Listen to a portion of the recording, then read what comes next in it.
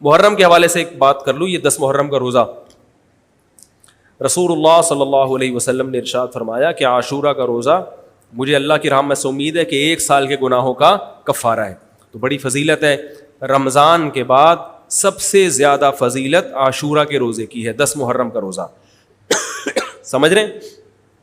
محرم میں ہمیں شریعت نے کیا کرنے کا حکم دیا ہے, اسلام کیا کہتا ہے؟ پہلی بات, اسلام یہ کہتا ہے کہ محرم میں روزے رکھنا دوسرے مہینوں کی نسبت زیادہ ثواب ہے. رمضان کے بعد تو زیادہ سے زیادہ روزے رکھیں, اور اسپیشلی 10 محرم کا روزہ 1 سال کے گناہوں کا کفارہ ہے, یہ اور زیادہ ثواب ہے.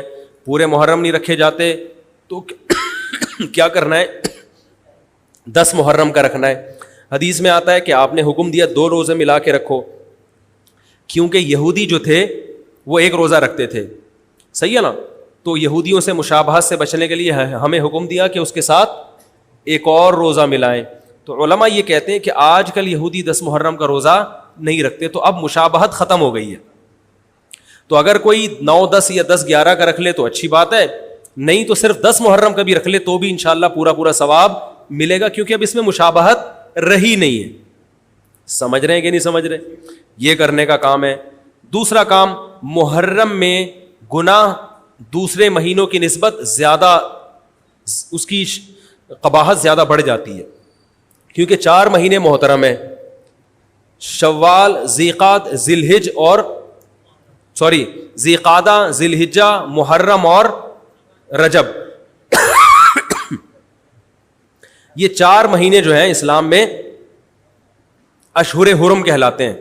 قرآن کہہ رہے فلا تظلموا فیہن انفسکم, اس میں اپنی جانوں پہ ظلم مت کرو. یہ ماتم کرنا بھی تو ظلم ہے نا اپنی جان پہ. تو اللہ نے فرمایا ان 4 مہینوں میں اپنی جان پہ ظلم مت کرو. کسی بھی طرح سے ظلم ہو, جسمانی ظلم ہو, روحانی ظلم ہو. جسمانی ظلم ماتم کر کے بھی ہو سکتا ہے, اور انگاروں پہ چل کے بھی ہو سکتا ہے, اپنے آپ کو پیٹ کے بھی ہو سکتا ہے. روحانی ظلم کیا ہے؟ گناہ کر کا. تو نہ گناہ کرنے کی اجازت, نہ کسی اور طرح سے. عام مہینوں میں بھی ظلم کی اجازت نہیں ہے, نہ اپنے اوپر اور نہ کسی اور پر. تو ان 4 مہینوں میں ظلم کی نوعیت بڑھ جاتی ہے. سمجھ رہے ہیں؟ یہ ایک محرم کی فضیلت ہے اسلام میں. اور تیسری فضیلت جو محرم کی, جو بعض روایات سے ثابت ہے, یعنی جو فضیلت تو نہیں کہیں گے اس کو, جو محرم میں کرنے کا کام ہے, وہ بعض احادیث میں آتا ہے کہ آپ صلی اللہ علیہ وسلم نے ارشاد فرمایا کہ عاشورہ کے دن اپنے اہل و عیال پر دسترخوان کو وسعت دو, اس سے رزق میں برکت ہوتی ہے. لیکن یہ جو حدیث ہے یہ ضعیف ہے, سند کے لحاظ سے پاورفل اور مضبوط نہیں ہے. بعض علماء نے کہا کہ اس کثرت طرق کی وجہ سے حسن کے درجے کو پہنچ گئی ہے. ہمارے ہی بعض اکابر علماء کی رائے ہے, علماء جو بر صغیر کے علماء, بڑے بڑے علماء ہیں, میں نام نہیں ذکر کرتا لیکن بہت بڑی اپر لیول کے علماء ہیں, ان کی رائے یہ ہے کہ یہ ضعیف اتنی ضعیف نہیں ہے کہ بالکل ہی مسترد کر دی جائے, ٹھیک ہے نا, اور تعدد طرق کی وجہ سے درجہ حسن کو پہنچ گئی ہے. علامہ ابن تیمیہ رحمہ اللہ تعالی, جن کو سعودی عرب میں بہت فالو کیا جاتا ہے, ان کی رائے اور سلفی علماء کی رائے, جو سعودی عرب کے العثیمین, بن باز وغیرہ تھے, ان کی رائے یہ کہ یہ حدیث بالکل صحیح نہیں ہے, اور اس کی کوئی حیثیت نہیں ہے کہ دسترخوان کو وسیع کیا جائے اور عاشورہ کے دن کھانا کھلایا جائے. سمجھ رہے کہ نہیں سمجھ رہے؟ لیکن جو دوسری طرف معتدل علماء, معتدل سے مراد میں ان کو برا نہیں کہہ رہا, لیکن وہ انہوں نے حدیث کی جو اگر آپ سندوں کی تحقیق کریں گے تو اس کو بالکل من گھڑت قرار دینا درست نہیں ہے. اگر سندوں کی تحقیق کریں گے تو ایسا معلوم ہوتا ہے کہ علامہ ابن تیمیہ رحمہ اللہ تعالی, جو ہمارے لیے قابل احترام ہے, انہوں نے اس حدیث کو رد کرنے میں تھوڑا مبالغہ سے کام لیا, غلو کیا ہے. ایسا نہیں ہے کہ بالکل ہی اس کی کوئی ویلیو نہیں ہے. تو ضعیف روایتیں ہیں لیکن کثرت طرق کی وجہ سے درجہ حسن کو پہنچ گئی ہے. سمجھ رہے کہ نہیں سمجھ رہے؟ اس وجہ سے بعض علماء کی رائے, بلکہ جمہور کی رائے یہی ہے کہ محرم میں اگر کوئی اپنے بچوں کو جمع کر کے اچھا کھانا کھلا دیتا ہے 10 محرم کو, اور یہ حلیم شاید یہیں سے نکلا ہے, میں شاید یہیں سے نکلا ہے کہ یوں وہ اچھا کھانا ہو جائے گا, تو وہ کہتے ہیں کوئی حرج نہیں ہے. لیکن ایک بات جو دوسرے علماء کہتے ہیں, جو میری بھی سمجھ میں آتا ہے, بلکہ میں نے پہلے کہیں پڑھا تو نہیں, میرا دماغ اس طرف گیا, لیکن اس کی تائید میں علماء کے فتاوی مل گئے. دیکھو, اگر کوئی حدیث ضعیف ہو یا حسن ہو تو صرف حسن ہونا کافی نہیں ہے, یہ دیکھا جائے گا کہ یہ دوسری صحیح حدیثوں سے ٹکرا تو نہیں رہی ہے.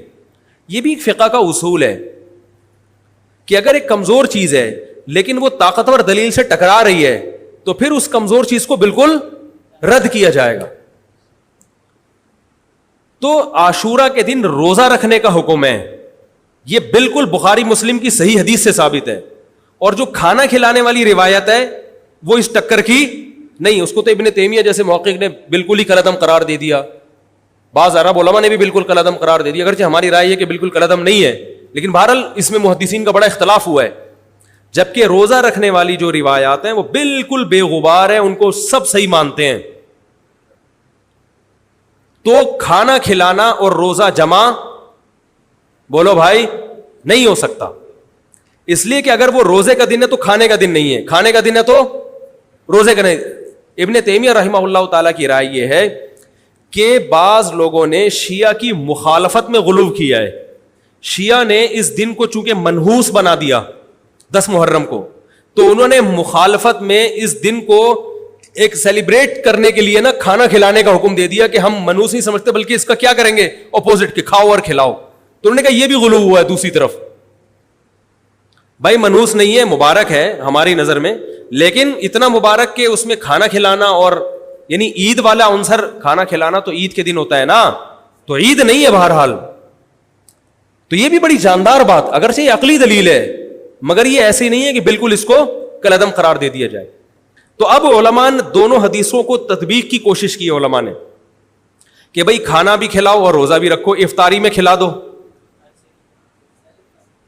سحری اور افطاری میں.